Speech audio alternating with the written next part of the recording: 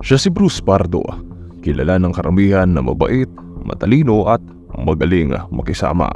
Graduate nga siya ng computer science sa isang sikat na universidad at engineer sa isang magandang kumpanya. Sa madaling sabi, siya talaga yung tipo ng lalaki na lapitin ng mga chicks. Pero alam nyo, pag kinubad mo pala itong kanyang trabaho, pinag-aralan at peking kabaitan, makikita mo yung tunay niyang pagkatao. Isang mabangis, sadista at walang awang tao. Dahil nga sa kanya, hindi na kailanman kasasabikan ng isang angkan ang pagsapit ng Kapaskuhan. Paano ba naman siyam na miyembro ng kanilang pamilya? Walang awang kinuha sa kanila nitong si Bruce sa mismong selebrasyon sa bisperas ng Pasko. Sa video na ito nga ay samahan niyo akong tuklasin ang tinaguriang The Santa Killer na sa sobrang sikat nga ginawan pa ng documentary film. And with that, mabuti pa, simulan na natin. That a person had come to the house dressed in a Santa Claus outfit, and upon entering the house had opened fire on the persons attending a Christmas Eve celebration. A ninth body was found Friday morning at the charred site of a Christmas Eve massacre. Bandang alas 11:30 ng gabi, December 24, 2008, nang dumating nga itong si Bruce sa bahay ng pamilya ng kanyang ex-wife. Nakasuot siya noon ng damit pang Santa Claus. May sombrero, mahabang puting balbas at may daladala pang bag. As in, kumpletong-kumpleto. Santa na Santa. Pero yung kanyang daladala, hindi nga mga regalo, kundi peligro. Sa loob nga ng kanyang costume, nakatago ang isang pistol. Sa loob naman ng kanyang bag, nandoon ang isang improvised na flamethrower na gagamitin niya nga sa ilang sandali dito sa reunion ng isang angkan na dati siyang itinuring na kapamilya. Sa mga sandaling iyon, tapos na nga rin kumain ng Ortega family. Isa-isa na nga silang nagpapaalam para nga umuwi na sa kanilang tahanan dahil may sarili din naman silang Christmas celebration. Pero hindi pa man tapos nga yung kanilang mga goodbye speeches, isang katok mula nga sa pinto yung kanilang narinig. Unang napansin ito ni Katrina, 8 taong gulang na bata. Kaya naman siya yung pumunta dito sa pinto nga para buksan ito at tignan kung sino itong dumating na bisita. Akala nila noon may humabol nga na kaanak o marahil bisita.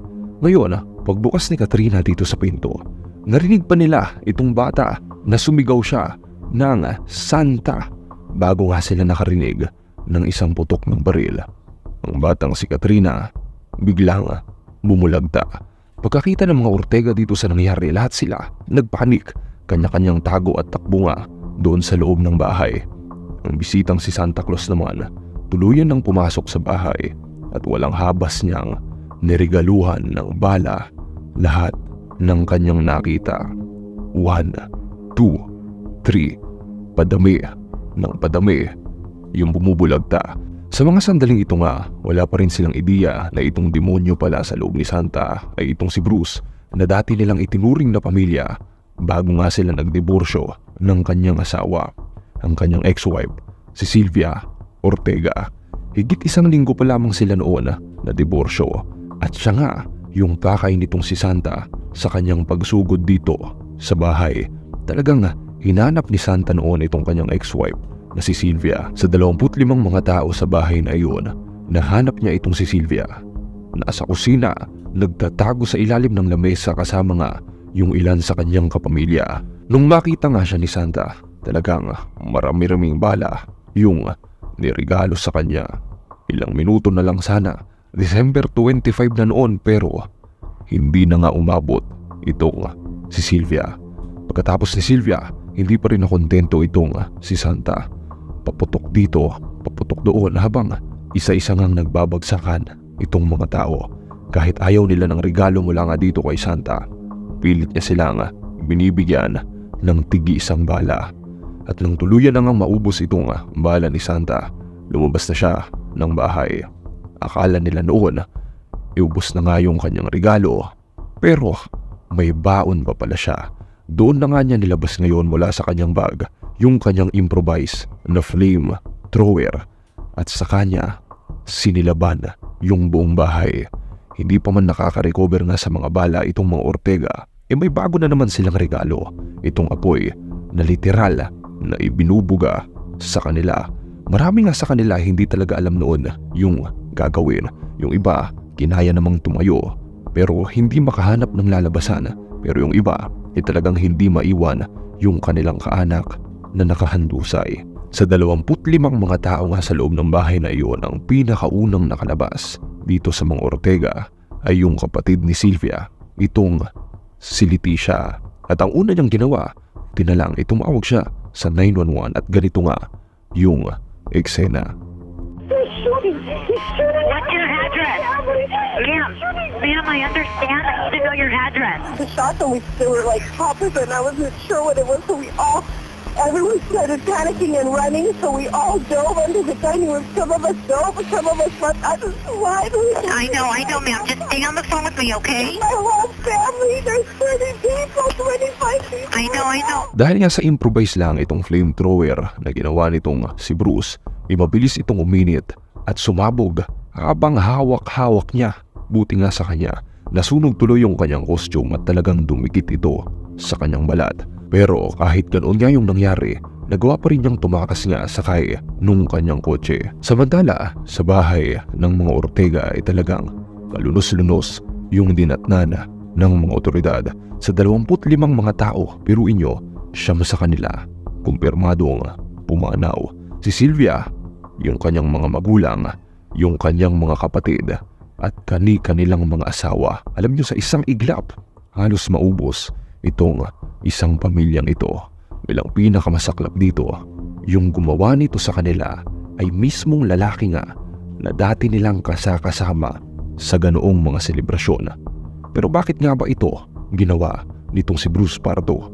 Ano ang nagtulak sa kanya para paslangin ngayon itong kanyang dating asawa at ang buo nilang pamilya? Ayon sa mga taong nakakakilala kay Bruce, siya yung tipo ng tao na mahilig nga sa atensyon. Sa termino natin siguro, papansin. Gusto niya, laging siya yung pinapansin. Ito nga yung tipo ng mga tao na sa barkada, gusto nila sila lagi yung bida. Kaya nga nagpapainom, nagpapakain, nanlilibre pa para nga magustuhan siya ng lahat. Pero kung titignan mabuti yung kanyang background, lalo na nga dito sa kanyang mga naunang naging mga partners, talagang may sa demonyo itong lalaking to. Taong 1989, sa edad niya na 24 nang ma-engage itong si Bruce sa kanyang unang fiancé. At alam nyo kung anong ginawa niya dito sa kanyang fiancé. Hindi niya nga sinipot sa kasal nila matapos limasin ang pera nila sa kanilang joint account na bangko. And then, during the 90s, he dated another woman again.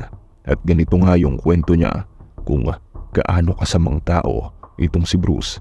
Isang araw umano, when they go rafting, ito yung adventure na sasakay ka nga sa balsa at magpapaanod kayo sa rumaragasang tubig, na disgrasya at aksidente nga na nahulog itong kanyang nobya sa tubig. Alam nyo, halos masawi umano siya noon, sabi ng babae. Pero ang reaksyon nitong lalaki, tinawanan lang siya. Sabi nga ni Tina, yung dating GF, matalinong tao nga raw talaga itong si Bruce, pero wala siyang common sense.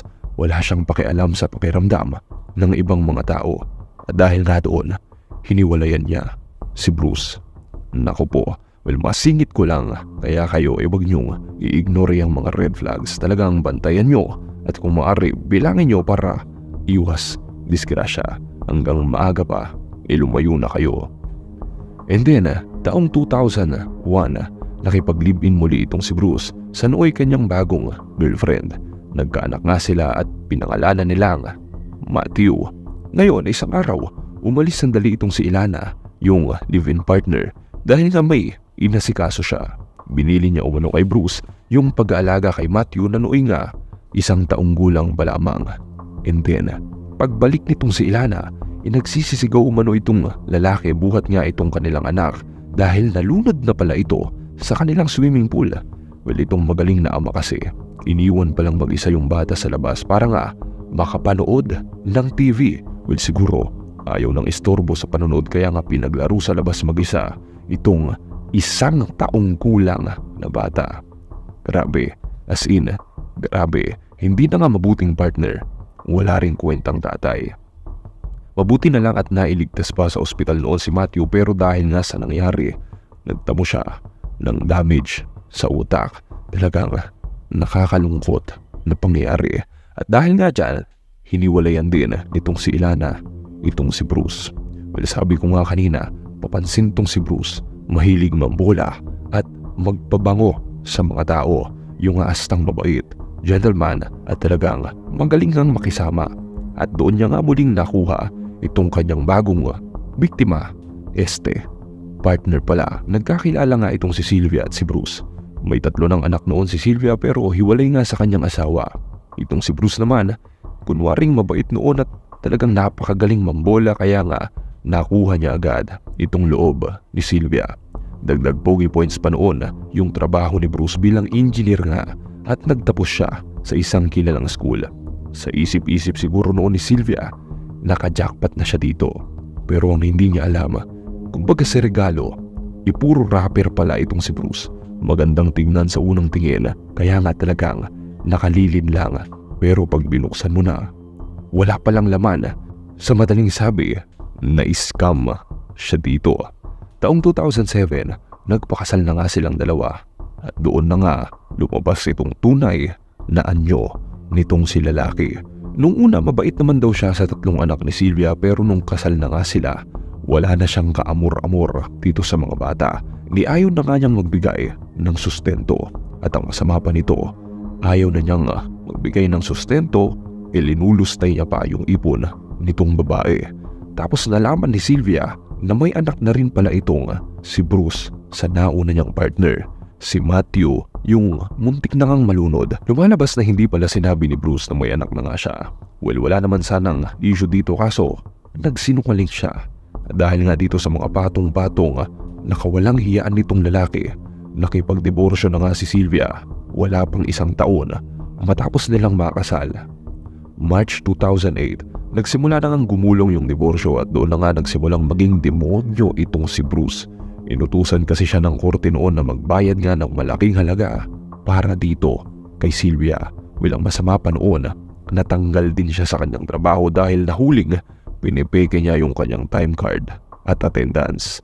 Ngayon, wala na siyang pera, walang karir, walang love life, walang mga kaibigan, as in, wala na sa kanya lahat.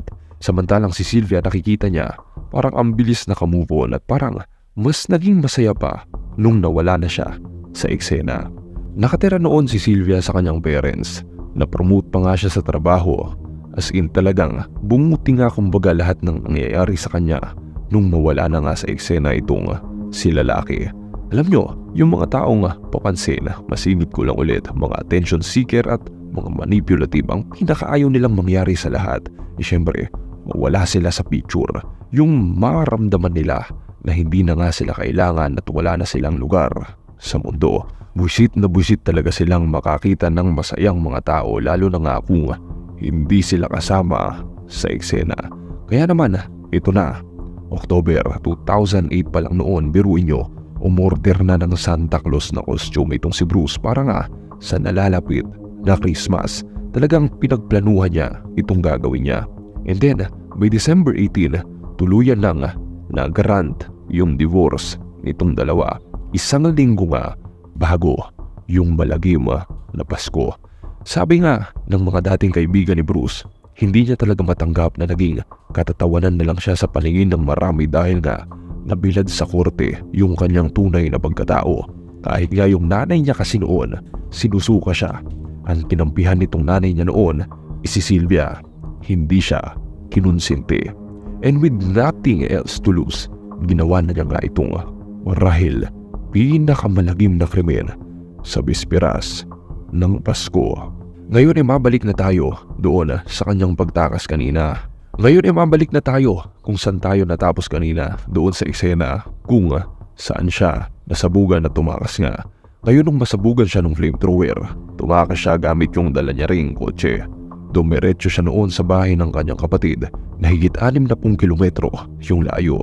At pagkarating niya doon, hindi niya nadatnan yung kanyang kapatid. Walang tao sa bahay. Kaya naman puwersahan siyang pumasok doon. At pagpasok niya sa sala, doon niya ginamit yung kahuli-hulihang bala na titira dito sa kanyang pistol para nga tapusin yung kanyang walang kwentang buhay. Alas 3 ng madaling araw noon, December 25, nadatnan na lang siya ng kanyang kapatid na nooy galing sa Christmas party. Siyempre, wala nang buhay.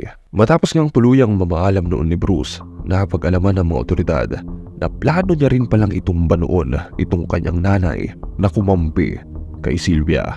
Inimbitahan pala kasi nitong mga Ortega yung kanyang nanay sa party noon, kaya ang talagang alam ni Bruce, expected niya nandoon na itong magaling niyang ina. Pero in the last minutes, nag-back out itong si Mother dahil masama raw yung pakiramdam.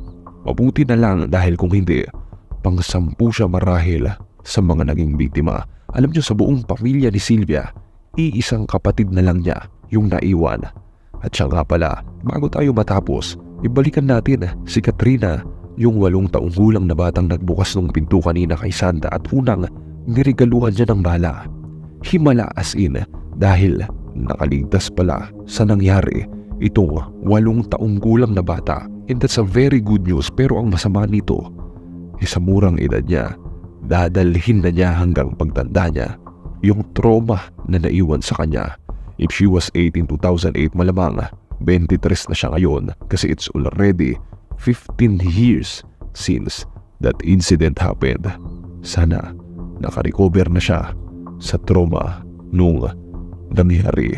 And with that, salamat po muli ng marami sa inyong walang sawang pagsuporta. Binabati namin lahat ng kasama natin sa nakaraan nating mga video.